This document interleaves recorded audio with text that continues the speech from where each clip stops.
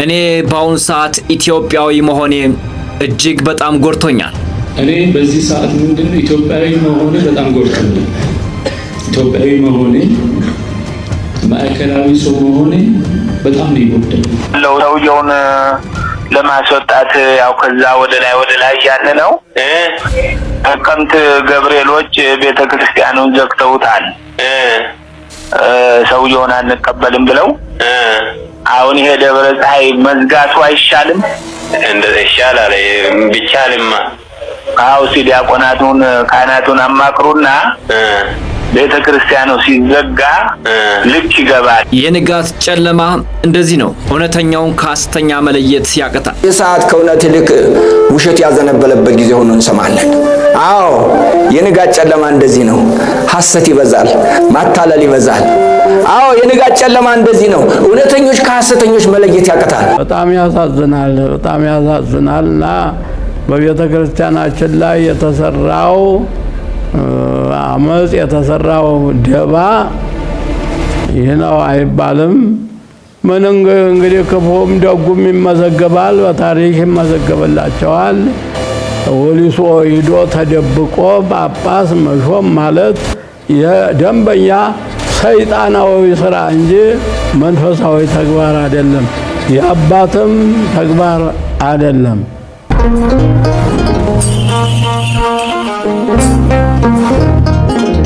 ሰላም የተከበራችሁ ክቡራትና ክቡራን የልብ አምላክ ሚዲያ ቤተሰቦች በዓለም ላይ ያላችሁ ኦርቶዶክሳውያን ሰላም እግዚአብሔር በያላችሁበት የዓለም ክፍል ሁሉ ይሁን። ዛሬም እንግዲህ በአዲስ በኢትዮጵያ ኦርቶዶክስ ተዋሕዶ ቤተክርስቲያን ይሻሉ ይመለከታሉ ያልናቸውን መረጃዎች ወደ እናንተ ይዘን መጥተናል። ቅዱስ ሲኖዶስ ከሰሞኑ በኢትዮጵያ ኦርቶዶክስ ተዋሕዶ ቤተክርስቲያን ያደረገውን ሹመትና ሲመት ተከትሎ ብዙ እህቶች ወንድሞች እያነቡ ያለቀሱ ይገኛሉ። ብፁዕ አቡነ ሳዊሮስ የኢትዮጵያ ኦርቶዶክስ ተዋሕዶ ቤተክርስቲያን ዋና ስራ አስኪያጅን የምንቃወምባቸው ዋና ነጥቦች አሉ። እነዚህ ምንድናቸው? ቅዱስ ሲኖዶስ ስልጣኑን አይደለም እየተቃወምን ያለው የሰውየውን ክብር ብቻ ነው። በዚህም እንደ ኢትዮጵያ ኦርቶዶክስ ተዋሕዶ ቤተክርስቲያን ታሪክ ለመጀመሪያ ጊዜ ቤተክርስቲያንን ጥቁር ማቅና ህዝቦቿን ማቅ ያስለበሰ ተግባር የሰሩ አባት ናቸው። ብፁዕ አቡነ ሳዊሮስ በአዲስ አበባና በሻሸመኔ ቅዱስ ሚካኤል ቤተክርስቲያን ብፁዓን ወንድሞች፣ እህቶች፣ ንጹሃን አባቶች ህይወታቸውን መስዋዕት ያደረጉ በዋና ተዋናይነት ያገለግሉ አባት ናቸው። ምዕመናንን በጎቹን ይጠብቃሉ ተብለው የተላኩት እነዚህ አባት ህዝብን ሲያሳድዱ የነበሩ አባት በመሆናቸው ነው እነዚህን አባት የተቃወምናቸው። እንግዲህ በብልጽግናው መንግስት በኩልሽ ተሹመው ጫካ ገብተው የነበሩ አባት ስለሆኑ ነው እኛ የተቃወምናቸው፣ ሌላ ነገር አይደለም። እንዳጠቃላይ በኢትዮጵያ ኦርቶዶክስ ተዋሕዶ ቤተክርስቲያን በስልጣን ለገንዘብ ለሹመት የሮጡ አባት ስለሆኑ እንጂ ስልጣኑንማ አይደለም አቡነ ሳዊሮስ ስንቶቹም ይዘው ተቀምጠዋል። ይህ በዚህ እንደቀጠለ ቤተክርስቲያንን ሲዘጉ ሲያሳድዱ ምዕመናን ወደ ቤተክርስቲያን ገብተው ቅዳሴም እንዳያደርጉ ጸሎት እንዳያደርሱ በጎቹ ወደ ቤት እንዳይመለሱ ያደረጉ አባት መሆናቸው ነው። ይህንን ደግሞ መረጃ ከማስረጃ ላሳያችሁ ነው። ይህ የምትሰሙት ድምጽ በኢትዮጵያ ኦርቶዶክስ ተዋሕዶ ቤተክርስቲያን ለስልጣን የቆሙ አባት ምዕመናንን ሲያሳድዱ ቤተክርስቲያንን ሲዘጉ የነበረ ድምጽ ነው። ላሰማችሁ። አሎ ወሰባታችን ባርኩኝ። እግዚአብሔር ባርከን። ደህና ኖት አባ? እግዚአብሔር ይመስገን። ሰላም ኖት? እንዴት አሉ? እግዚአብሔር ይመስገን። አሁንማ በቃ ጣሉኝ ነኝስ።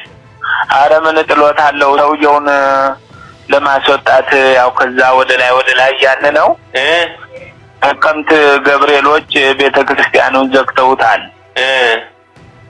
ሰውየውን አንቀበልም ብለው አሁን ይሄ ደብረ ፀሐይ መዝጋቱ አይሻልም?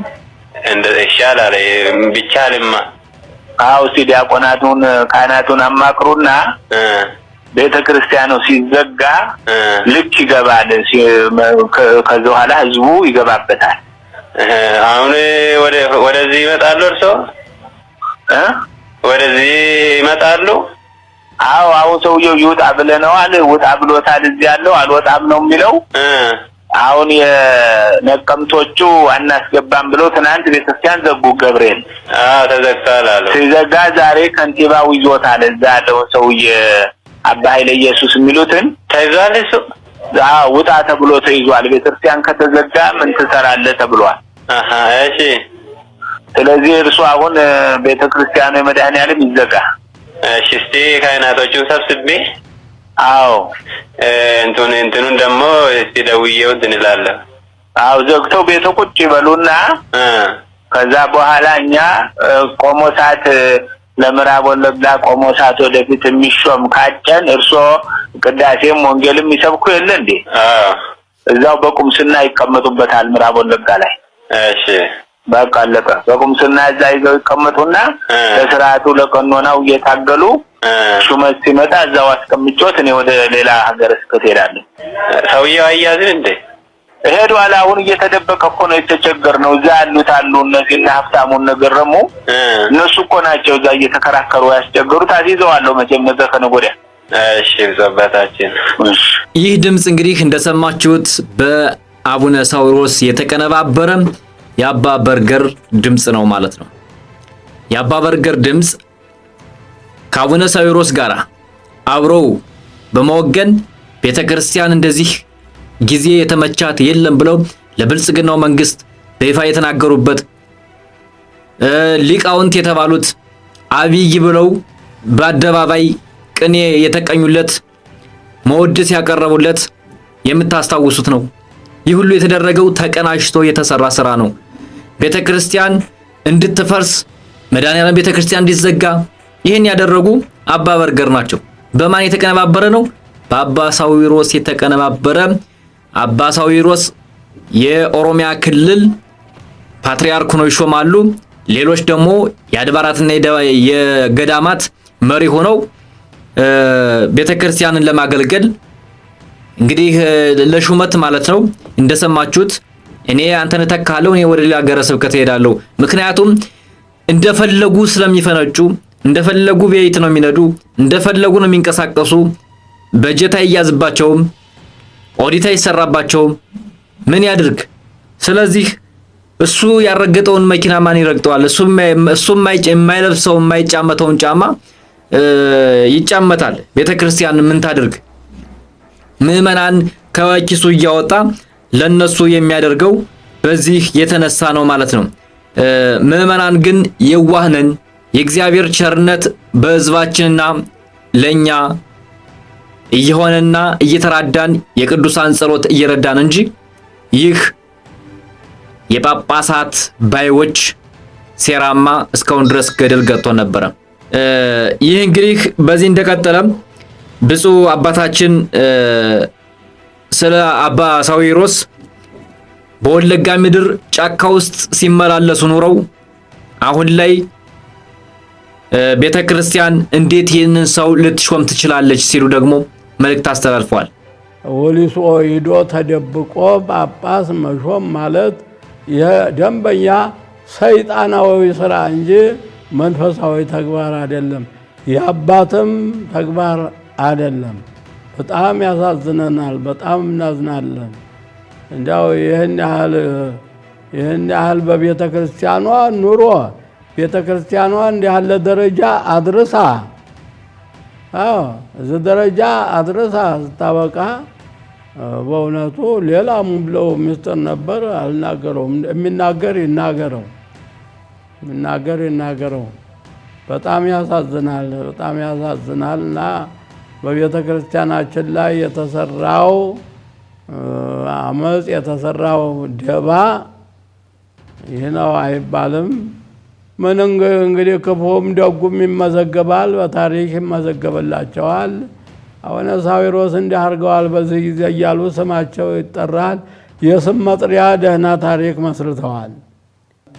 እኔ በጣም ከአቅሜ በላይ እግሬም ቢብሎኝ አየር እንኳን ለመውጣት ስላቃተኝ ነው እንጂ ዛሬ የምቀርበት ነገር አልነበረም። በቤተ ክርስቲያኗ ላይ የተነሳ አመጽ ነው የማይባልም ነበርና ግን ያው ብፁዕ አቡነ ኤርምያስ ሄደዋል። እኔ የቀረሁበት ምክንያት እግሬ በሽታ ብቻ ነው ለመሄድ ስላቃተኝ ነው እና እንጂ እናቱ ስትሞት ለቅሶ የማይደርስ ልጅ አይባልም። እንደዛ ማለት ነው። ልጅ አይባልም። አሁንም እናታችን ቤተክርስቲያን ያለ ደባ ሲደርስባት መቅረት አልነበረብኝም። ታቅሜ በላይ ስለሆነ 2-3 ሰው ታቅፎ ነው ደግፎ የሚያንቀሳቅሰኝ እና በይም ምክንያት ነው እንጂ የቀረው ለቅሶ መድረስ ነበረብኝ። ለቅሶ ነው፣ ሀዘን ነው። ብክይዋ ወላህዋ ለታፈቀሩዋ ለቤተ ክርስቲያን ለተዋሕዶ ኦርቶዶክስ ቤተ ክርስቲያን አዎ ሁላችንም ልናዝን ልናለቅስ ይገባናል። እግዚአብሔር ይቅር ይበላቸው። በዚህ ልክ ነው። አሜን። እግዚአብሔር ይቅር ይበላቸው።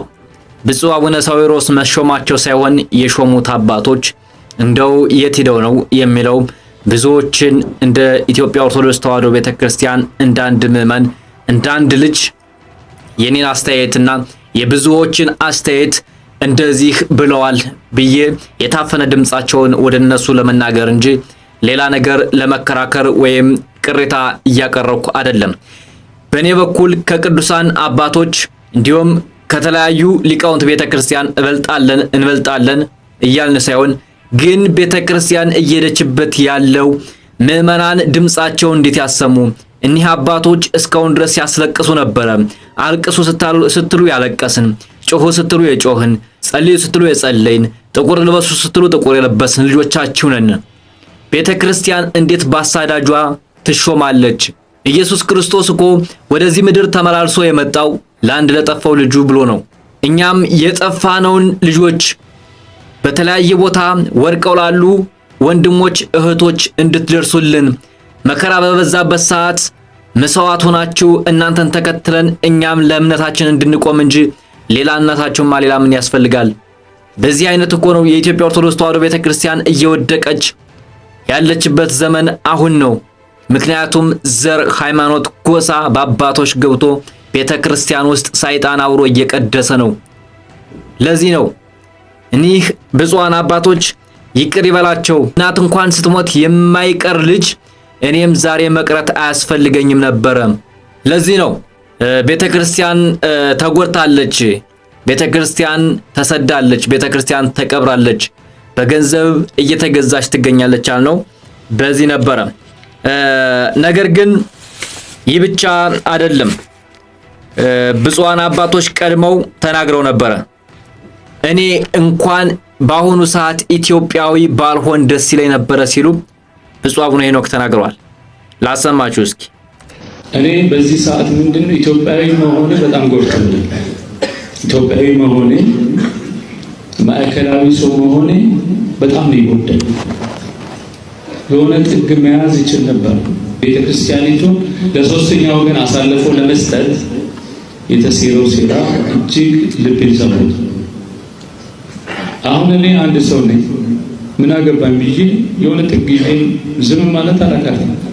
ግን እንዴት ትናንት ወለጋ ላይ የከፈልኩት ለቤተክርስቲያን፣ ሻሸመኔ ላይ የከፈልኩት ሴፍ አንገቴ ላይ ደርሶ ከሞት የተረፍ ከሞት ያመለጥኩ ሰው ነኝ። እግዚአብሔር በመጎዝ ያሳደገኝ የጠበቀኝ እንዴት የሱን ቤት በደሙ የዋጃትን ቤተክርስቲያን አሳልፌ አልሰጥም ብዬ ትናንት የከፈልኩት ዛሬም አሳልፌ አልሰጥም ብዬ ነው ዋጋ እየከፈልኩ ያለሁት። በዚህ ነው ብፁዓን አባቶች ቀድመው ተናግረዋል። ዘረኝነት በዝቷል፣ ቤተክርስቲያን ተሰደለች። አንገቷን የሚሰጡላት እህቶችና ወንድሞች አባቶች ብፁዓን ሊቃነ ጳጳሳት ለስልጣን አይደለም እየተሯሯጡ ያሉት፣ ለኢየሱስ ክርስቶስ መስቀሉን ተሸክመን እየተጓዝን እያለ ነው። ነገር ግን ብዙዎች ደግሞ እያሳደዱን ነው ይገኛሉ። ኢትዮጵያዊነታችን እያስጠሉን ይገኛሉ። ኢትዮጵያዊነት ሆኜ መፈጠር ያስጠላኝ ያሉት በዚህ ነው። ዘረኝነት በዝቷል። ለሃይማኖት እየቆምን አይደለም፣ ለቤተ ክርስቲያን እየተከራከርን አይደለም። መስቀሉን ይዘ ተከተለኝ እንዳለ እኔም መስቀሉን ይዤ ልከተል ብል ብዙዎች እያሰሩን አይደለም ሲሉ የተናገሩት አባቶች ቀድሞ ነው። በነገራችን ላይ አባቶች ከዛሬ 10 ዓመት 50 ዓመት 100 ዓመት በፊት ቀድመው ይናገራሉ። ብፁዓን አባቶች ይናገራሉ። የሚሆነውን ነገር ይታያቸዋል። ነገር ግን በመሃል ያሉ ደግሞ እንክርዳዶች እንደ አባ ሳዊሮስ ያሉ እንክርዳዶች እንደ አባ በርገር ያሉ እነ መወድስ እንደነዚህ ያሉ አባቶች ደግሞ ስለ ብላክ ሌቭልና ስለ መጠጥ ያወሩ እንጂ ስለ ስልጣን ያወሩ እንጂ ስለ ቤተክርስቲያን ስለ ኢየሱስ ክርስቶስ ምን አገባቸው? እነሱ ስለ ዘረኝነት ስለ ጎጠኝነት ያወሩ እንጂ ምን አገባቸው? ይህ በእንዲህ እንደቀጠለ ግን ብፁዕ አቡነ ጴጥሮስ በዚህ ዘመን የከፋንበት ዘመን ነው፣ የንጋት ጨለማ መጥቷል፣ ቤተክርስቲያን መሰደዱ አይቀርም፣ እውነተኛውና ሐሰተኛው መለየት አይቻልም ሲሉ የተናገሩት ንግግር አለ። እሱን ላሰማችሁ። ይህ ሰዓት ከእውነት ይልቅ ውሸት ያዘነበለበት ጊዜ ሆኖ እንሰማለን። አዎ የንጋት ጨለማ እንደዚህ ነው። ሐሰት ይበዛል፣ ማታለል ይበዛል። አዎ የንጋት ጨለማ እንደዚህ ነው። እውነተኞች ከሐሰተኞች መለየት ያቀታል።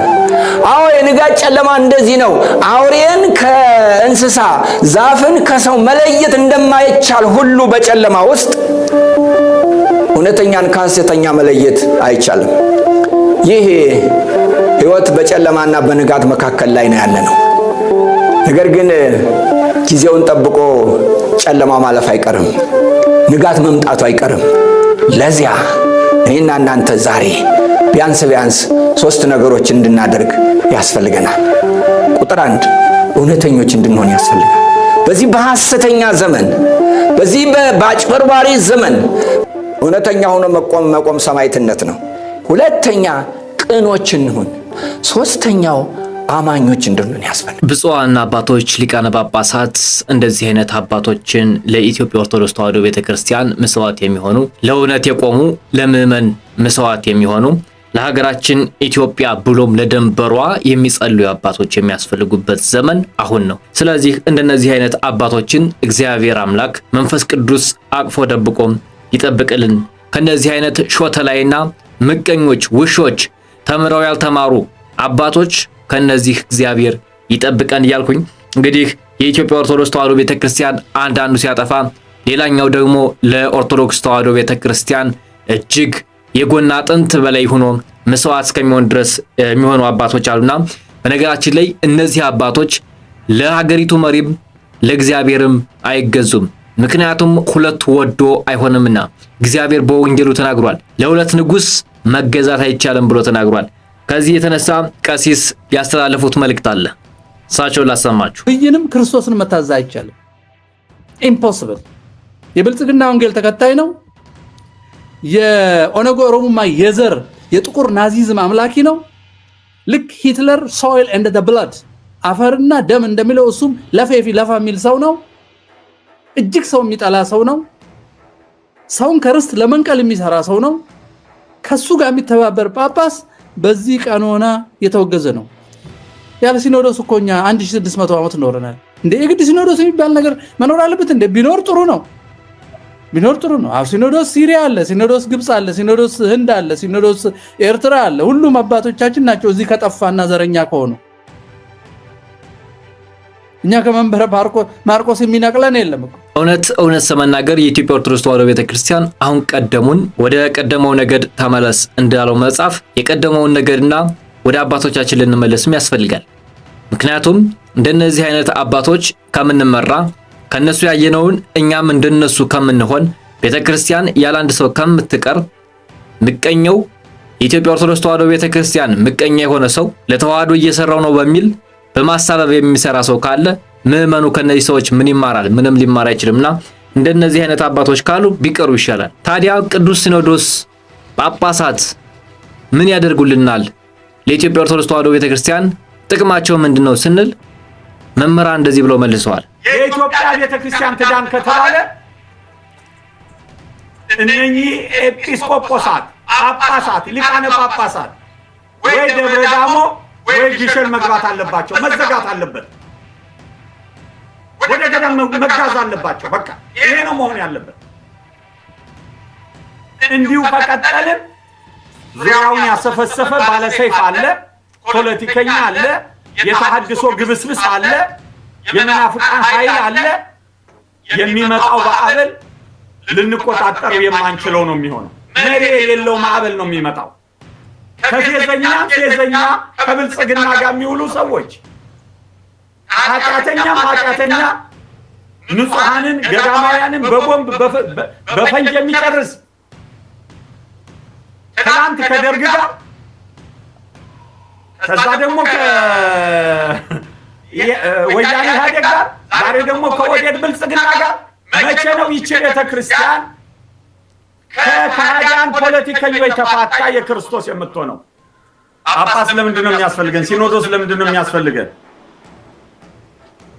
ሲኖዶስ የሚያስፈልገው በንጽህና በቅድስና ሆኖ የሃይማኖትን ቃል እንዲያቀና ነው። ይሄ ሲኖዶስ አሁን በንጽህና በቅድስና ሆኖ የሃይማኖትን ቃል ያቀናል? አሜሪካን ሀገር ለትምህርት ሄደው በነውር ከትምህርት ቤት ተባረው የመጡ ሰው አይደል የሲኖዶስ አባል አድርጎ ያስቀመጠው? የወዝ ማይ ክላስሜት አንድ ላይ ነው የተማርነው። በትምህርት ቤት አብረን የቆየ ነው፣ እንተዋወቃለን። ሐሰት ከሆነ ምላሽ በሲኖዶስ ደረጃ ለትምህርት ቤቱ ምላሽ መሰጠት ነበረበት። በገዳማት ከቴውም እንደዚህ አይነት ፖለቲካ የሚሰሩ ጳጳሳት ነን ባዮች ገዳማት ገብተው ማጭራሽ ይወሳቸዋል። ምክንያቱም እዚያ ያሉ ቅዱሳን ናቸው። ነገር ግን ቅዱሳን ስለሆኑ ቀድመው ይረዷቸዋል። ቀድመው በመንፈስ ቅዱስ መነጽር ላይ ናቸው ያዩዋቸዋል እንጂ እንደውም ገዳማትማ ይሻላሉ ባልናቸው እኮ ነው። ግን ምንም ማድረግ አይቻልም። ቀኖና ይወሰዱ ዘንድ አባቶቻችን ይማሩ ዘንድ ገዳማውያን ወደ ግሸንና ወደ ደብረ ዳሞ ገዳም ይጋዙ ያለበት አነጋገራቸው ለኔ ተመችቶኛል። ምክንያቱም ማን ያዘዋል አበበ ይሄን የተናገረበት ምክንያት ምንድነው? አባቶች በዚህ ልክ ዘረኛ ከሆኑ ከታች የሚወጡት ዲያቆናትና መምህራን ምን ይማራሉ ነው። ምክንያቱም አንድ የቆሎ ተማሪ የሚማረው ጳጳሳት፣ ቀሳውስት ትልልቅ ቦታ ላይ ያሉትን አባቶች እያየ እንደነሱ ንጹህ ሆኖ እንደነሱ ለተዋህዶ ያደረ ሆኖ መቼ ነው እንደዚህ ሆኜ ማገለግል ሳይሆን የሚል መቼ ነው የምዚህ ወንበር ላይ ተቀምጬ ብላክ ሌብል ዋና ሌሎችንም የተለያዩ ሆቴል ላይ እየገቡ እንደዚህ የምጠቀም መቼ ነው እንደዚህ አይነት ሆቴል ላይ ገብቼ እንደዚህ አይነት ስራ ምሰራ መቼ ነው ከዚህ ወንበር ላይ ተቀምጬ ዘርን ከዘር አፋጅቼ ራሴ የምነክስ የሚል ትውልድ ይፈጠራል ማለት ነው። ከዚህ የተነሳ ነው አባቶች የሚጮሁት። አንዳንድ አባቶች ደግሞ መንፈስ ቅዱስ ነው የሾመ በመንፈስ ቅዱስ አትምጡ ምዕመናን ሁላ እንግዲህ እግዚአብሔር ሾሟል እግዚአብሔር ያደረገውን ያድርግ የሚሉ አሉ። እግዚአብሔር የሚያደርገውንማ እግዚአብሔር ነው የሚሆነው፣ እሱ ነው የሚሆነው የሚያደርግ። እኛም ብንጮህም ብንወጣም ብንወርድም እግዚአብሔር ካለው አንድ ስንዝር እንኳን መውጣትም መውረድም አንችልም። ስለዚህ በዚህ የተነሳ ነው ይህን ፕሮግራም ወደ እናንተ ይዤላችሁ የመጣሁት። በአሜሪካ ሀገር እንኳን ጳጳሳት ለትምህርት በሄዱበት በነውር በጸባይ ተባረው እንደመጡ ይናገራል። ነገር ግን ኢትዮጵያ ላይ መጥተው ደግሞ የሲኖዶስ የቅዱስ ሲኖዶስ አባል ሆነው ተቀምጠዋል ይላል። አብሮ የተማሩ አብሮ ያደጉ ናቸው እንደዚህን መልእክት የተናገሩት። ማን ያዘዋል አበበ እንደዚህ የተናገረው። በዚህ የተነሳ ነው እንግዲህ የኢትዮጵያ ኦርቶዶክስ ተዋሕዶ ቤተክርስቲያን ውስጧን ታጥራ ቆብ ብቻ ሆኗል፣ ልብስ ብቻ ሆኗል ያልነው በዚህ ነው። የዛሬው ፕሮግራማችን ይህንን ይመስል ነበረ።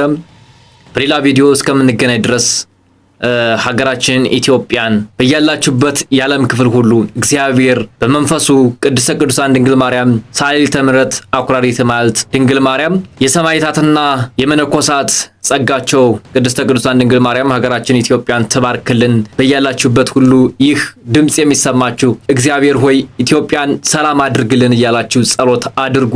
ቻናላችን ላይክ፣ ሼር ማድረጋችሁን አትርሱ። ይህ የልበ አምላክ ድምጽ ነው ከኦርቶዶክሳውያን። ሰላም